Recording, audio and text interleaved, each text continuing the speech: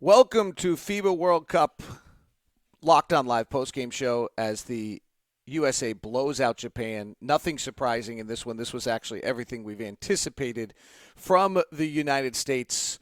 Throughout the tournament, they played an inferior team with inferior size, inferior athleticism, and the USA completely dominated this game in every way. They win it 98-45 over Japan. They led it 13-0 early. They jumped to a 40-10 advantage. They led 56-23 at the half and rolled throughout. Nobody playing more than Jaylen Brown's 23 minutes. Donovan Mitchell also playing 23 minutes in this ball game. But this was really, truly a case in which the USA was just the far superior team that you would anticipate them to be in the matchup. They were the better team, and this is what when the USA used to go and play international basketball all the time. This is what we anticipated. This is what we also what we got all the time, and yet it doesn't. It did not look that way against the Czech Republic for most of the game before they blew them out, and then the disaster that took place against Turkey that did not take place. But this one looked much more than what we anticipated and what we expected out of the United States in a easy blowout win today. Our chat room is open for you. You're welcome to jump aboard. We'd like to hear from you. C. Morgan 231 on Periscope says that's what's expected. Exactly. So the USA will advance now. They'll play Greece, Brazil, and Czech Republic. It was actually a really interesting day in FIBA because Australia was able to defeat Lithuania, so they'll have in the next group phase, they've got the advantage, and then from there, France is blowing out Brazil. But the crazy one was that New Zealand pushed Greece to the limit, had it inside 10 points in the final few moments of that ball game, and Greece advanced. So the U.S., though, with that Greece win, the U.S. will now play Greece and Giannis Antetokounmpo next in a game in which Greece probably has to win to be able to make the quarterfinals. Then they'll also face Brazil, and the Czech Republic advances out of their pool. So that's where the U.S. sits right now. They'll be playing Greece, Brazil, and the Czech Republic, and then they'll advance if they advance out of that. We can talk about a little bit. Austin Hayfan says, what's the status on Jason Tatum? He is going to be he'll miss the next game, which will be the game against Greece. So a game where you probably could have used his athleticism against the likes of Giannis Antetokounmpo and Giannis's brother. And then he'll be reevaluated from there. Marcus Smart also missed this game for the U.S., another player who could be valuable against Greece. So the USA team getting very, very thin in each of these circumstances, as these circumstances kind of continue here, and get thinner and thinner in the process. The other aspect of this is the USA will then play Brazil, who's actually a pretty good team as well after that. So they certainly will need that health in the process. How's Rudy's summer, says Daldo 315. You know what? France looks great. They're blowing out the Dominican Republic right now. They've really looked virtually flawless. They got a little sloppy against Germany in this tournament. Rudy got into a little thing today where he set a massive pick on a guy, lifted up a little bit in that pick. And they got into a little, not much. Evan Fournier was probably the most actively involved at that point, but there wasn't a huge amount that was taking place there, but there was some fun with that. But Rudy looks great. France actually looks really, really good, and the way this breaks out, by the way, now, is if the USA advances to the quarterfinal medal round out of this next group phase, they will play either France or Australia in that first matchup. So they'll either see Joe Ingles or they'll see Rudy Gobert. If France advance, if they both advance, that grouping is Lithuania, Australia and France. France most certainly would advance. Dominican Republic is the fourth team there. But France has to play both Australia and Lithuania, so two tough matchups. Rudy and Joe Ingles will play each other coming up here in the next game for those Jazz fans that are tuned into this broadcast. The USA, I believe, MJ Schneidus is asking to confirm, does USA play the Czech Republic? And I thought they only played the two new teams, and I think that's right. They're in this grouping because the Czech Republic's the other team that advanced out of the group phase, but they will play just Greece and Brazil in their next two ball games. Another question coming in: should we be concerned that Donovan hasn't shot any free throws at all? So a Jazz fan with a question there for you on our Locked On Live broadcast from the Locked On Podcast Network. Sure. Donovan, I think, was very good against the Czech Republic and then wasn't very good in the next matchup against Turkey, and the U.S. wasn't very good, but Donovan wasn't great in that game. Today, it's hard to tell. You look at this box score, and the USA just rolled 98 to 45. Jaylen Brown led the way with 20. Joe Harris, Donovan Mitchell each had 10. Joe Harris into the starting lineup was interesting, though, because he moved the basketball and skipped it. The U.S., as much as Japan was inferior, the U.S. deserves some credit. Much better pace early in the ball game. They really had it moving, and they got up and down the floor, and they ran by Japan in a way that they're going to have to show their athleticism. Their athleticism against Turkey was just non-existent. They got caught in the half court. They didn't defend particularly well in the half court, and they got stymied in that game and then had almost no – and defensively they didn't have any impact and didn't impede what was taking place at all by Turkey. In this game, much more movement, much quicker actions. The zone defense by Japan was a more passive zone. It wasn't stretched out as far, so the U.S. was able to move the ball, skip the ball without dribbles.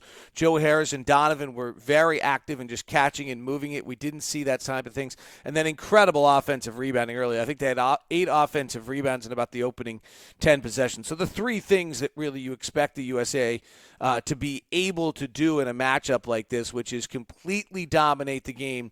Physically they did. They ran athletically, and then they did move it, but that a little bit was Japan was maybe even excessively passive in some ways in this matchup today. So if you're just tuning in, the USA blows out Japan with a win today, 98. Final score of this one was 98 to 45. This was never close. 13-0 start, 40-10 at one point, and the USA led at halftime 56-23. They advance out of the group phase. They'll now be playing Greece and Brazil next. Greece just went to the wire with New Zealand. That game was close late. Giannis is not having a fabulous tournament yet. And from there, they'll play the Brazilian team. Raul Neto, for those people that are Jazz fans tuning in because that's my connection, is not playing for the Brazilian team in this offseason. If the U.S. advances out of that, they will then play either Australia or France in their first game and Serbia or Spain in all likelihood in their second. So there's no easy route here at all. Lithuania could put a little bit of a mix into that. Argentina could put a little bit of a change into that. But there are no more Japans left for the United States, and I'm not sure we know that anything is particularly different. In fact, I think we have a large enough sample size at this point to know that this is going to be a significant struggle for the United States of America. Who do I see going further, France or Australia? I think France. I think Nando De Cola is just a fabulous player. You add that to the backcourt of Evan Fournier. You've got Rudy's defense. You've got Nicholas Batum's veteran. That's a pretty terrific four-man group. Patty Mills, when Australia got tight today in that ball game, I thought you saw some of their limitations, and Patty Mills was amazing, carried them to the win, hit a bunch of step backs, made a bunch of plays, but he's their guy. Like when it got late, they go one-on-one to Patty Mills, and that's all they really have. Joe Ingles scored just late in the ballgame. Dellavedova's not a breakdown player. Andrew Bogut's not that type of player. Aaron Baines was terrific today with a 20-10 game. Australia's loaded. I mean, that's going to be an interesting matchup, and I believe if I have it right, they will play coming up here in Group L. Both of them, I think, won their group, so I don't think they'll play until the second matchup there in that game in that next phase. But it should be interesting. I would suspect that France or Australia is the most.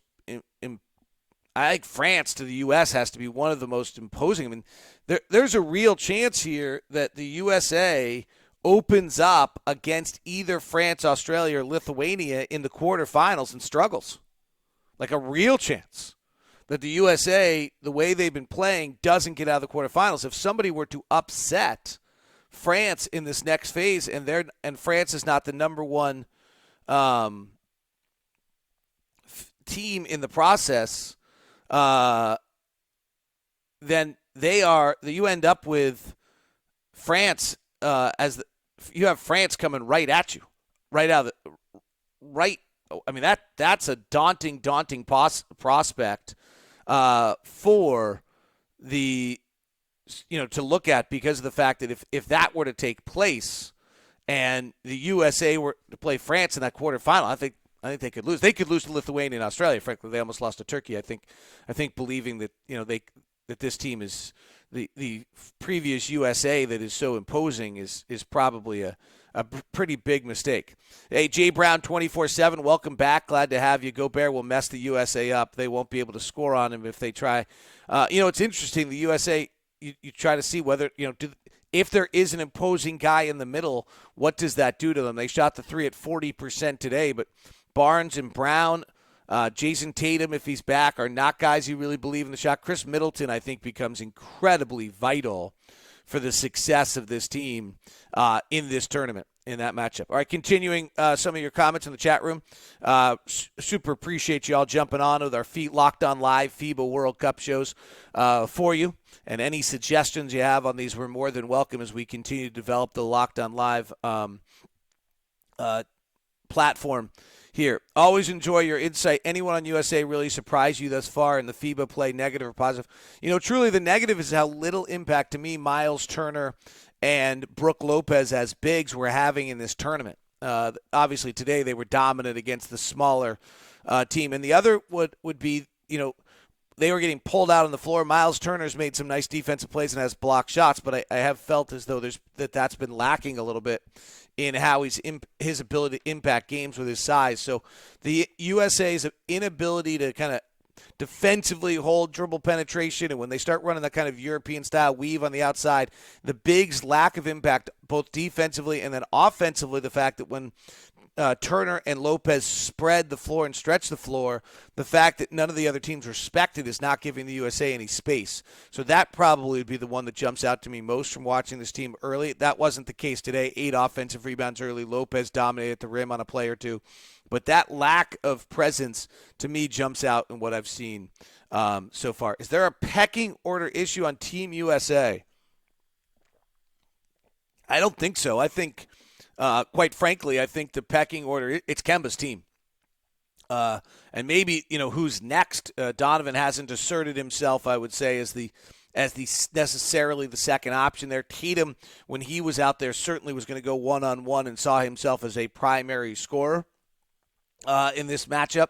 So I would say, in that sense, maybe, but no, I think this is Kemba's team. I think he asserted himself today. He was frankly terrific in this game and continues to be for much of and has continued to be for much of the tournament. And I would say will most likely be the key player to whether the U.S. advances. Well, I'm going to still go with Chris Middleton, actually. He's going to have to break the zone.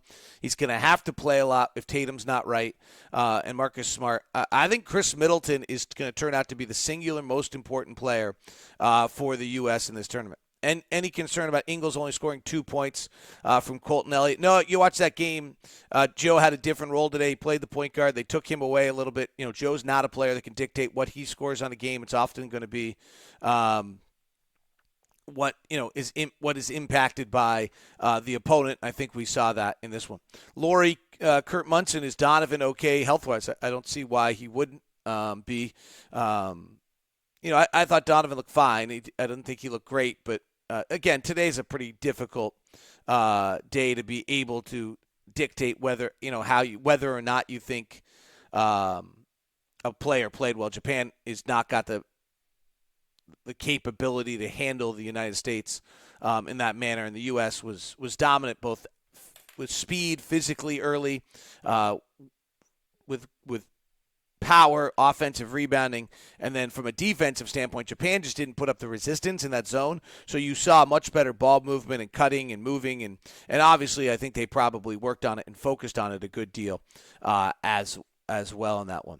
So the USA gets out of this phase after that terrible scare against Turkey. The Czech Republic blew out Turkey today, and so the Czech Republic advances as well. USA will play Giannis Antetokounmpo and Greece next, followed by playing good old Luis Scola and Brazil. If they advance out of that as the 1 seed, they will then play the 2 seed in the France, Australia, and Lithuania bracket. So that will be a tough matchup. And in the second round, they would then likely play either the second, if they advance as the number 1 seed, they would likely, out of Greece and Brazil, they would then likely play the second seed of either Spain or Serbia in the semifinal round. If they flip this thing around and lose a ball game here, they would have to play the number 1 seed, likely France, and the number 1 seed, likely Serbia, in the quarterfinals and the semifinals before advancing to a final matchup that wouldn't probably be as difficult. So it could really be loaded to one side of this bracket more than just about more than you would imagine it could be. All right, that kind of wraps us up here. Just a quick FIBA Live World Cup for you. We'll continue to do these throughout the tournament. John Corrales will rejoin me as time goes on and get some more insight for you from multiple points of view of the Locked On Podcast Network. Appreciate you jumping aboard and giving me your thoughts. Thanks for all the chat room action as well. As the USA blows out Japan today, they doubled them up by halftime. They led 13-0 early, and they'll play they'll play on the 7th. Saturday against Greece and Giannis Antetokounmpo. I don't have a timing on that one, but we look forward to bringing you Locked On Live post-game coverage here as well. There'll be more Locked On Live, so make sure you follow Locked On Live on Twitch, on Facebook, on Periscope /Twitter, as well as on YouTube. Follow Locked On Live. You'll get more from the Locked On Podcast Network as time continues. Have a great